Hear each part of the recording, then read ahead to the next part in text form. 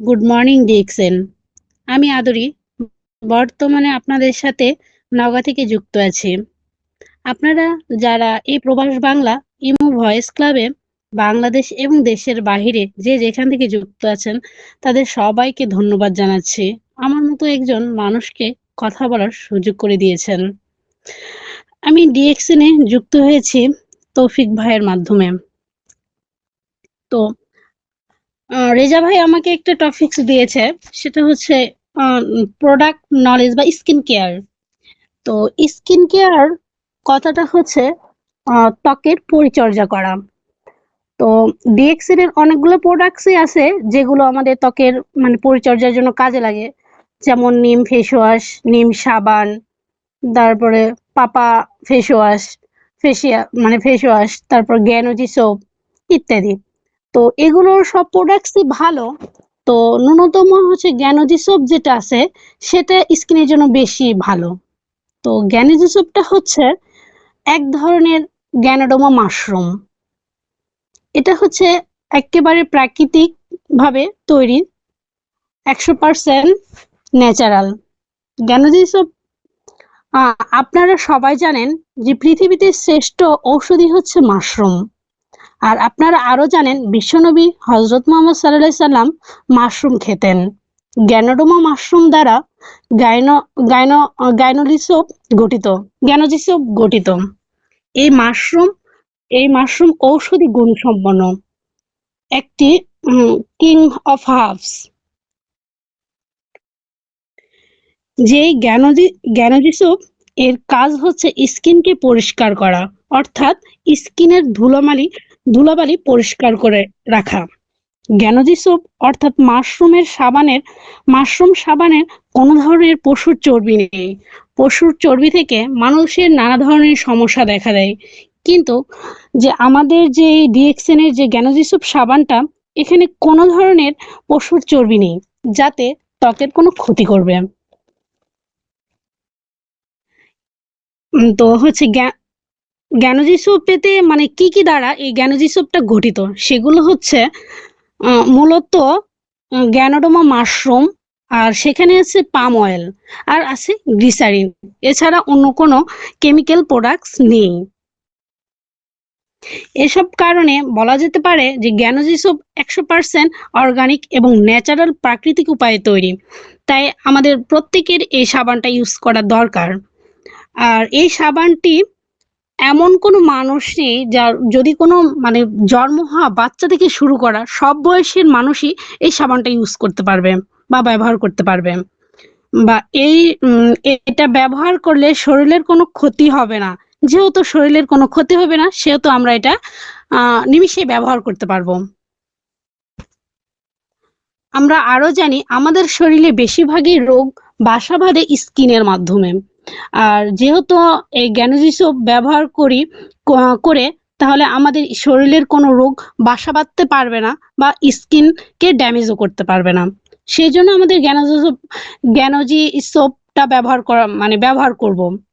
তো আপনারা এটাও জানেন যে আমাদের স্কিনগুলোর মধ্যে প্রচুর পরিমাণে ব্যাকটেরিয়া বা পরজীবী জন্ম হয়ে থাকে।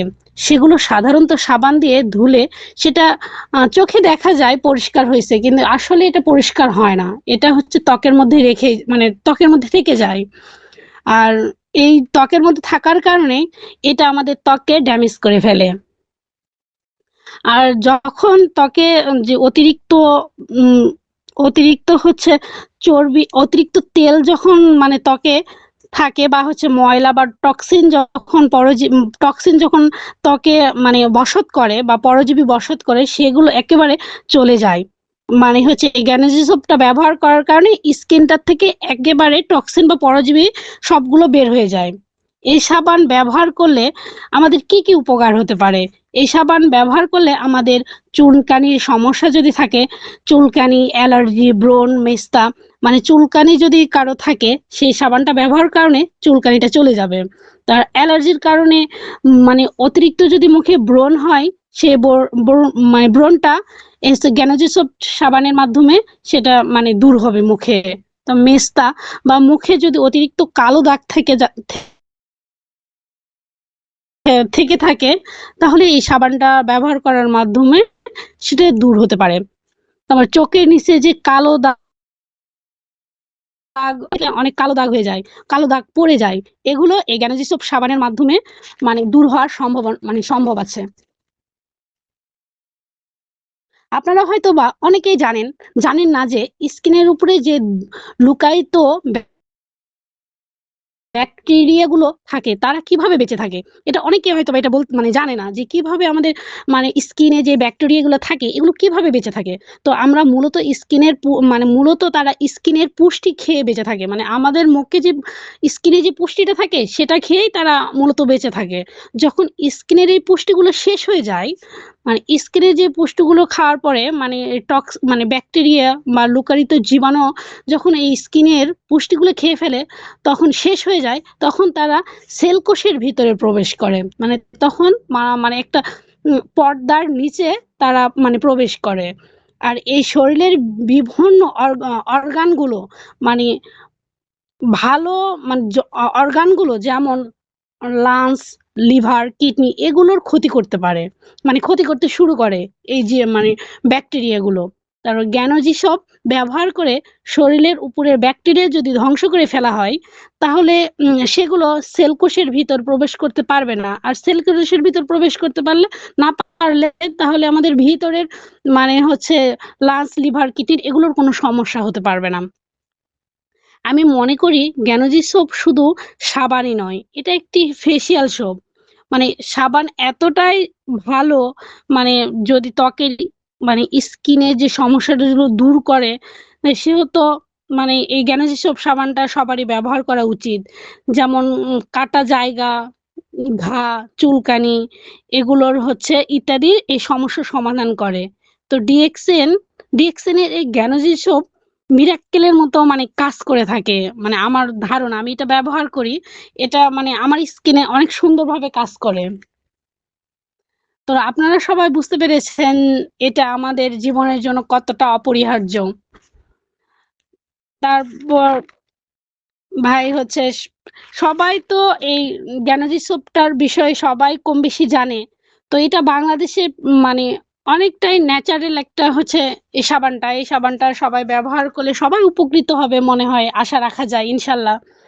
তারপর এটা বাংলাদেশের প্রাইস অনুসারে মানে বর্তমানে বাংলাদেশে এই সাবানটা এভেলেবল পাওয়া যাচ্ছে। আর এটা হচ্ছে মার্কেটিং প্রাইস হচ্ছে ৳৪৭০ আর হচ্ছে ডিসকাউন্ট প্রাইসে ৳৩৯০ পাওয়া যায়। এখানে কিন্তু একটা দুই ধরনের একটা লাভজনক মানে আশা করা যায়। যেমন কেউ যদি এটা ব্যবসা করার ক্ষেত্রে নিয়ে থাকে তাহলে ৳৪৭০ নিলে উম ৳৩৯০ নিলে ৳৪৭০ বিক্রি করা যায়। এখান থেকেও কিছু টাকা মানে বেনিফিট আসবে। তারপরে যদি কেউ মানে এখানে থেকে বিজনেস করে ভবিষ্যতের আশায় যদি কিছু করতে চায় তাহলে সেই ক্ষেত্রেও যে এখানে ৬৫ পিবি মানে তার অ্যাকাউন্টে জমা হয়। মানে এখান থেকে ২ দিক থেকেই একটা বেনিফিট বা লাভ আশা করা যায়। তো হচ্ছে জ্ঞানজি মানে আমাদের স্কিনের জন্য সবারই কম বেশি সাবান ব্যবহার করে থাকি। তো সব মানে এই সাবানটা আসলে অনেকটাই কার্যকরী। এইজন্য সাবানটার একটু দাম বেশি। তো ভালো জিনিসের তো একটু দাম বেশি হবে ভাই, এটাই তো স্বাভাবিক। উম ভাই, তো এই বলে আমার সংক্ষিপ্ত বক্তব্য শেষ করতেছি। কোনো ভুল ত্রুটি হলে ক্ষমা দৃষ্টিতে দেখবেন।